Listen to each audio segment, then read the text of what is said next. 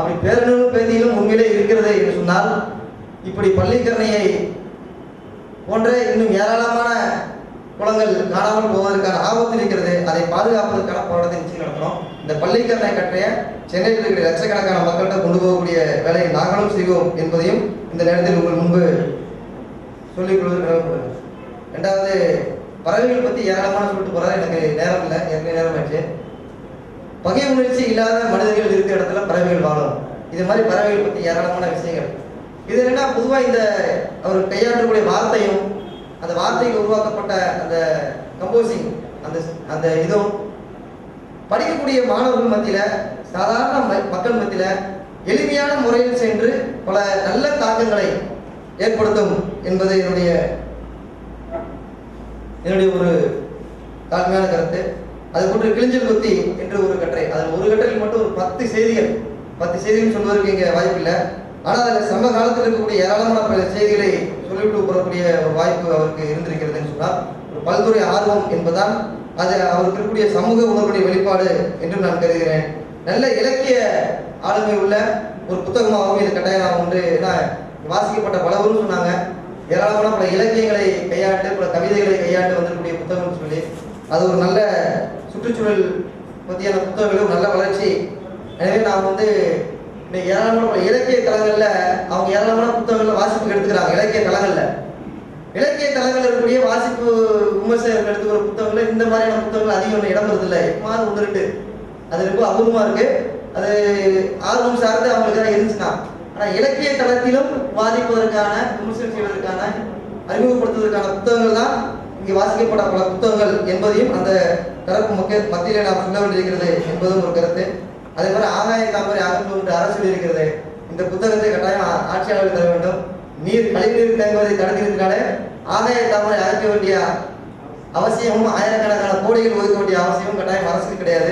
இப்போ ஏராளமான பல செய்திகளை சொல்லிவிட்டு போனாலும் கடைசியாக மௌனம் கலையிட்டும் மனச்சாட்சி பேசட்டும் என்ற ஒரு இடத்துல மண் கல்லாகி கட்டடமாகும், இனி மரமும் செடியும் உயிர் வாழ எங்கே போகும் என்று ஒரு படத்துக்கு கீழே ஒரு எழுத்து.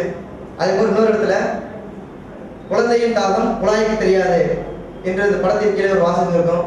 இது போன்ற அந்த சின்ன சின்ன வார்த்தைகளை கவிதைகளாக தொகுத்து அல்லது பெரிய கவிதைகளாக மாற்றி வெளியிட்டார். இன்னும் ஏராளமான புத்தகங்களுக்கான கரு இந்த புத்தகத்தில் இருக்கிறது என்று சொல்லி நன்றி கூறி முடித்துக் கொள்கிறேன். நன்றி. அடுத்து மண், மலை, மரம், மானுடம் என்று பூமியின் பசுமை பரப்பை உருவாக்க நினைக்கிற நல்ல மனசுக்காரரான ரமேஷ் கருப்பையா அவர்கள் நக்கீரனின் திருடப்பட்ட தேசம் என்கிற புத்தகத்தை உங்களுக்கு இந்த புத்தகத்தை முறைப்படி திறனாய்வு செய்ய வேண்டியது ஐயா பாமை அவர்கள். அவர் வராத காரணத்தினால் இந்த வாய்ப்பு எனக்கு அளிக்கப்பட்டிருக்கிறது. எனவே அந்த தரத்தில் இது திறனாய்வு இருக்குமே என்று சொல்ல முடியாது. அதுக்காக இந்த புத்தகத்தின் எழுத்தாளரும் நீங்களும் என்னை மன்னிப்பீர்களாக. இந்த திருடப்பட்ட தேசத்தை எழுதியவர் நம்முடைய எழுத்தாளர் நக்கீரன். இவர் ஒரு களப்போராளி. இதில் 10 கட்டுரைகளை தொகுத்து எழுதியிருக்காங்க. இந்த 10 கட்டுரைகளும் பல்வேறு தலைப்புகள் இருக்கு. அதாவது இந்த சர்வதேச அரசியலிருந்து இந்த உலகமயமாக்கல், முதலாளித்துவம், அது சம்மந்தப்பட்ட பல்வேறு அரசியல் சார்ந்த ஆய்வுகளை தான் அவர் வச்சிருக்காரு. இது மட்டும் இல்லாமல் பகன்றை அப்படின்னு சொல்லிட்டு ஒரு சங்க இலக்கிய தாவரம், படரும் தாவரத்தை பற்றிய கருத்து இருக்கு. கடைசியாக இறுதியாக ஒரு 3 கட்டுரைகள் திறனாய்வு கட்டுரைகள். தமிழில் மிக முதன்மையான நூல்கள் பற்றிய திறனாய்வு கட்டுரைகளாக அமைஞ்சிருக்கு. இதை முதல்ல கட்டுரையை பற்றி நம்ம பார்க்குறோம். முதல் கட்டுரை வணிக பசிக்கு இரையாகும் மலைன்னு சொல்லிட்டு, நம்ம திருவண்ணாமலை மாவட்டத்தில் கவுத்தி வேடியப்பன் மலைன்னு ஒரு மலை இருக்கு. அந்த மலையை ஜிண்டால் கம்பெனிக்காரங்க அதில் இருக்கிற 10 டன் இரும்புக்காக அதை ஆக்கிரமிச்சு அதை எடுக்கிறதுக்காக வந்தாங்க. முறைப்படி வந்தாங்க. வரும்போது அதை சுற்றி இருக்கிற 20 கிராமங்கள் அதால் பாதிக்கப்படுற சூழல் ஏற்பட்டது. அப்போ அந்த 20 கிராமங்கள் எப்படி ஒன்றாக இணைந்து அந்த போராட்டத்தை நடத்தி அந்த மலையை மீட்டெடுத்து தங்கள் வாழ்வாதாரத்தை காத்துக்கிட்டாங்க அப்படிங்கிறது தான் முதல் கட்டுரை. இந்த முதல் கட்டுரையை அவர் எழுதுது இதை தள்ளியிருந்து எழுதலை. இவரும் அந்த போராட்டத்துக்கு போய் அதில் பங்கெடுத்து ஒரு கள போராளியாக தான் இதை பதிவு செஞ்சுருக்காரு. இந்த கட்டுரையை வேறு எங்கேயும் பதிவு பண்ணல. கவுத்தி வேடியப்பன் மலையை ஜிண்டால் கம்பெனிகிட்ட காப்பாற்றப்பட்ட இந்த செய்தியை வேறு எங்கேயும் பெருசாக பதிவு பண்ணணும்னு தான் நினைக்கிறேன். அதை முதல்ல பதிவு பண்ணியிருக்காரு. இந்த கட்டுரையில் முதல் பதிவு அதுதான். அது ஒரு பங்கேற்றவரை பதிவு பண்ணிருக்கிறது கூடுதல் சிறப்பு. அடுத்த கட்டுரையில் வந்து மழைக்காடுகளில் தெரியும் மருந்து கொள்ளைகள்னு சொல்லிட்டு, இப்போ மேற்கு தொடர்ச்சி மலையில் இருக்கிற கடைசி ஒரு சின்ன ஒரு மலையை வந்து அதாவது அகத்திய மலை. அந்த அகத்திய மலையில் வந்து காணிங்கிற பழங்குடியினர் இருக்கிறாங்க. அந்த காணிங்கிற பழங்குடியினர் வந்து எந்த ஒரு அயர்வும் இல்லாமல் சோர்ந்து போகாமல் அந்த மலை மூடையில் ஏறி இறங்கிட்டு இருக்காங்க. அதுக்கு என்ன காரணம் பார்த்தா, அவங்க சாப்பிட்ற ஒரு வகையான மூலிகை. அந்த மூலிகையை வந்து அந்த மூலிகை தான் அவங்க அந்த அளவுக்கு சோர்வு விடாமல் இருக்கிறதா தெரியுது. இதை பார்த்த மற்ற மருந்து கம்பெனிகள் மற்றவர்கள் என்ன பண்ணுறாங்கன்னா, அந்த மூலிகையிலிருந்து அவங்க ஒரு மருந்து தயாரிக்கிறாங்க. இந்த மருந்து தயாரிக்கிறதுக்கு நோக்கம் என்ன பண்ணாங்கன்னா, அந்த பழங்குடியினரை பாதுகாக்கிறதுக்காகவும் அவங்களை மேம்படுத்துவதற்காகவும் பல்வேறு வளர்ச்சி திட்டங்கிற பேரில் ஒரு திட்டத்தை அறிவிக்கிறாங்க. திட்டத்தை அறிவிச்சுட்டு அந்த குறிப்பிட்ட ஒரு மூலிகை எடுத்துட்டு அவங்க மருந்து தயாரிக்கிறாங்க. ஆனால் அந்த பழங்குடியினர் வாழ்க்கையை மேம்பட்டுச்சு அப்படின்னா, அந்த பழங்குடி வாழ்க்கையை மேம்படலை, அவங்க முன்பிருந்ததை விட மிகவும் பின்தங்கி தான் இருக்கிறாங்க அப்படிங்கிற ஒரு சோகமான அதை வந்து பதிவு பண்ணியிருக்காங்க. இந்த கட்டுரை எழுதிட்டே போகும்போது ஒரு ஊமையை கொண்டு வர்றாரு. இப்போ ஆடு நனைதுன்னு சொல்லி ஓனாய் அழுதுன்னு சொல்லுவாங்களே, அது மாதிரியான ஊமை. அன்றாட காட்சிகள் நனைகிறார்கள் என்று அம்பானிகள் அழுவது போல அப்படின்னு சொல்லி அதை படிக்கிறப்ப நமக்கு வந்து இது ஒரு சுவையாகவும் இருக்கும், அந்த அவலமும் நம்ம உணர முடியும். இப்போ ஒரு செய்தி, ஒரு நோயை குணப்படுத்தும் காரணிகளை கொண்ட தாவரங்களின் வேதிப்பொருள் அமைந்துள்ள விகிதங்களை கண்டறிந்து அவற்றை தங்கள் ஆய்வுக்கூடங்களில் செயற்கையாக பிரதிவித்து அதை தாமே கண்டுபிடித்தது போல பதிவு உரிமையும் பெற்று மருந்துகளை உற்பத்தி செய்து லாபங்களை அள்ளி கொடுத்து வருகின்றன அப்படிங்கிற செய்தி தான். அதாவது இப்போ நம்ம பார்த்துருப்போம், நம்முடைய வேம்பையும் மஞ்சளையும் வந்து என்ன பண்ணாங்கன்னா, அதில் இருக்கிற மருத்துவ குணங்களை எடுத்துக்கிட்டு அதை மருந்தை வந்து தாங்களே செயற்கை முறையாக கண்டறிந்ததாக சொல்லி பேட்டன் ரைட் வாங்கிட்டு அந்த மருந்தை நம்ம இந்தியாவில் மற்ற நாடுகளில் பயன்படுத்த முடியாதுங்கிற ஒரு செயலை முன்னாடி கொண்டு வந்தாங்க. அதை நம்ம போராடி திரும்ப பெற்றிருக்கோம். அப்படிப்பட்ட ஒரு தன்மையுடையதை நடந்துட்டு இருக்கு. இன்னைக்கு வந்து இந்த மாதிரி பல்வேறு இடங்களில் வனங்களை பாதுகாக்கிறோம், மூலிகைகளை பாதுகாக்கிறோம், பழங்குடிகளை பாதுகாக்கிறோங்கிற பேரில் முதல்ல பாதுகாக்கிறது, அங்கே இருக்க பழங்குடிகளை வெளியேற்றுவது, இல்லாத பழங்குடிகளை மேம்படுத்தணும்னு சொல்லிட்டு அவங்கள வச்சுக்கிட்டு சொல்றதுங்கிறத இந்த மாதிரி தன்மையுடையதை ஒரு கட்டுரையை அந்த 2வது கட்டுரையை பேசுது. இது வந்து போர்னியோ காடுகள் நடக்கிற மருந்து தயாரிக்கிற பேரில் இருக்க அங்கே இருக்கிற பழங்குடிகள் பாதிக்கப்பட்டதையும் கூடுதலாக தன்னுடைய அனுபவத்தை சேர்த்து அதை பதிவு பண்ணியிருக்காங்க. அடுத்த ஒரு கட்டுரை வந்து வவ்வாலை பற்றி கட்டுரை. வவ்வால் அப்படிங்கிறதுக்கு நமக்கு ஞாபகம் வருது பார்த்தீங்கன்னா, ஒரு கெட்ட குணமுடியாது, கெட்ட சகுனம் அப்படிங்கிற மாதிரியான நமக்கு ஒரு எண்ணம் தான் ஏற்படும். இந்த வவ்வால் பார்த்தீங்கன்னா 2 வவ்வால் இருக்குது. ஒரு பூச்சிகளை தின்ன வவ்வால், பழங்களை தின்ன வவ்வால், 2 வகையான வவ்வால் இருக்குது. இந்த உணவு சங்கிலியில் பெரும்பாலும் பூச்சிகள், நமது சூழலே வந்து பூச்சிகள் நிறைந்தது, அதிகமான உயிரினங்கள் இருக்கிறதே பூச்சிகள் உயிரினம் தான். இந்த பூச்சிகளை கட்டுப்படுத்தும் ஒரு காரணியை வேலை செய்கிறது பார்த்தீங்கன்னா அது இந்த வவ்வால்கள் செய்யும். இந்த வவ்வால்கள் தான் நம்ம வீடுகளில் இருக்க பூச்சிகள், கொசுக்கள் இது எல்லாத்தையும் தின்னுட்டு. ஒரு வவ்வாலுடைய சிறப்பு என்னன்னா, தன்னுடைய எடையை போல சம அளவு உள்ள உணவுப் பொருளை எடுத்துக்கொள்ளும். 200 கிராம் ஒரு வவ்வால் வந்து 200 கிராம் அப்படின்னா 200 கிராம் அளவுக்கு பூச்சிகளை எடுத்துக்கும். அப்போ எந்த அளவுக்கு ஒரு இரவில் ஒரு வவ்வால் வந்து 200 கிராம் பூச்சிகள் தின்னுதுன்னா அப்போ எந்த அளவுக்கு அந்த வவ்வால் வந்து பூச்சிகளை கட்டுப்படுத்துது. அப்போ இயற்கையாகவே நம்மகிட்ட இந்த மாதிரி உணவு சங்கிலியிலே பூச்சிகளை கட்டுப்படுத்துகிற ஒரு காரணம் இருந்துட்டு இருக்கு அப்படிங்கிற செய்தியை கொண்டு வராங்க. 2வது வந்து பழந்தண்ணி வவ்வால். இந்த பழந்தண்ணி வவ்வாலுடைய முக்கியத்துவம் என்னன்னா, அந்த பழங்களை சாப்பிட்டுட்டு அந்த விதைகளை அங்கே மட்டும் இல்லை போகிற இடங்கள் தான் தூவிட்டு போகும். இப்போ இந்த விதைகளை தூவுறதால அங்கே பல்லுயிர் பெருக்கம் இருக்குது. இப்போ அண்மையில் ஒரு ஆய்வுகள் என்ன பண்ணியிருக்காங்கன்னா, அமேசான் காடு பகுதியில் வந்து அழிஞ்சு போன பகுதியில் செயற்கையாகவே வந்து வவ்வால்கள் குடியிருப்பதற்கான ஒரு இடத்தை உருவாக்கியிருக்காங்க, செயற்கையாக உருவாக்குறாங்க. அப்போ உருவாக்குறது பார்த்தீங்கன்னா அந்த வவ்வால்கள் அந்த அழிந்து போன காட்டில் ஒரு 60 வகையான தாவர உயிரினங்களை பெருகிருக்கு. ஏன்னா அது பல இடங்களில் போய் சாப்பிட்டு பழங்களுடைய விதைகளை கொண்டாந்து தூவி பல்லுயிர் பெருக்கிறதுக்கு ஒரு அமைஞ்சிருக்கு. இது பார்த்தீங்கன்னா கடந்த சர்வதேச வவ்வால் நாடுன்னு சொல்லி 2011-12 வந்து கொண்டாடிட்டு இருந்தாங்க. அதை குறித்து உருவாக்கிய பதிவு இது. அது இந்த இதை எப்படி ஆரம்பிக்கிறாருன்னா, அவர் வீட்டுக்கு வந்து ஒரு வவ்வாலுடைய குட்டி வவ்வால் வந்து வந்துடுது. அதை எவ்வளோ அழகாக அணுகியிருக்காங்கிறது வந்து வவ்வாலை வந்து அனுபவம் ரசித்து அதை ரொம்பவும் சுவையாக அந்த கட்டை கொண்டு இருப்பார்.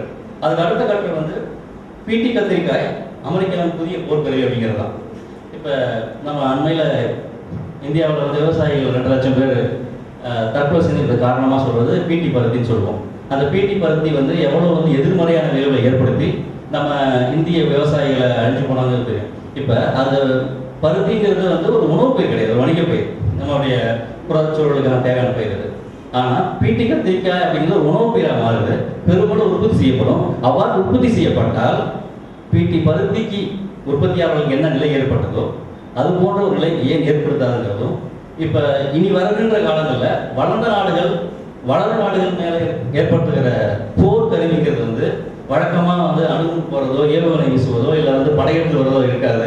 இதுபோல உணவுகளை மறைமுகமாக கட்டுப்படுத்துவதன் மூலமாக உணவை வந்து அதிகப்படுத்துகிறோம், பற்றாக்குறை நீக்கிறோம், இந்த உணவு உற்பத்தி அதிகமாகும். மக்கள் தொகை இந்தியா போன்ற நாட்டில் மக்கள் தொகை அதிகமாக இருக்கிறாங்க. அந்த மக்கள் தொகையுடைய உணவை நம்ம பூர்த்தி செய்யணும்னா அதிகமான உற்பத்தி ஏற்படுத்தணும் அப்படிங்கிறது தான். அப்போ அந்த விதையை கட்டுப்படுத்துகிறாங்க. விதையை கட்டுப்படுத்தும் போது அந்த விதைக்கு உரிய பூச்சிக்கொல்லி தான் நம்ம போடணும், உரத்தை தான் போடணும். இப்படி இத்தனை சார்ந்துதான் இருக்கும். இந்த பீட்டி பருத்தியே நமக்கு ஒரு மிகப்பெரிய தோல்வி வந்திருக்கு. அதுக்கடுத்து இப்போ வந்து பீட்டி கத்திரிக்காய் வர்றதுக்கு காத்துக்கிட்டு இருக்கு. தற்காலிகமாக நம்ம நிறுத்தி வச்சிருக்க கத்திரிக்காயை மட்டும் அப்படிங்கிறத சொல்கிறாங்க. அதில் முக்கியமான வரி வந்து, தனது நிலத்தில் எதை விளைவிக்க வேண்டும் என்பதை தீர்மானிக்கும் உரிமை ஒரு உள்ளுறுப்பு தான் இருக்க வேண்டும். தான் என்ன வகையான உணவை உண்ண வேண்டும் என்பதை தீர்மானிக்கும் உரிமை குடிமக்களுக்கு தான் இருக்க வேண்டும். இதுதான் ஒரு நாட்டின் உணவு இறையாண்மை. நாம் எதை விதைக்க வேண்டும், எதை உண்ண வேண்டும் என்பதை ஒரு அந்நியன் தீர்மானிக்கிறார், என்ன ஆகணும் அப்படிங்கிற மாதிரி ஒரு கட்டுரை போயிட்டு இருக்கு. இப்போ முக்கியமான கட்டுரை, இன்னொரு கட்டுரை வந்து பார்த்தீங்கன்னா, இப்போ அண்மையில் யாருக்காச்சும் குழந்தை பிறந்ததுன்னா நம்ம எல்லாரும் கேட்குற கேள்வி எத்தனை கிலோ இருந்துச்சு, நார்மல் டெலிவரியா, இந்த கேள்வி தான் கேட்போம். அதுக்கு அடுத்து அக்கறையாக கேட்குற கேள்வி பார்த்தோம்னா, தடுப்பூசியில் ஒழுங்காக போடுறீங்களா, சொட்டு மருந்தெல்லாம் கொடுக்குறீங்களா அப்படிங்கிற கேள்வி இருக்கும்.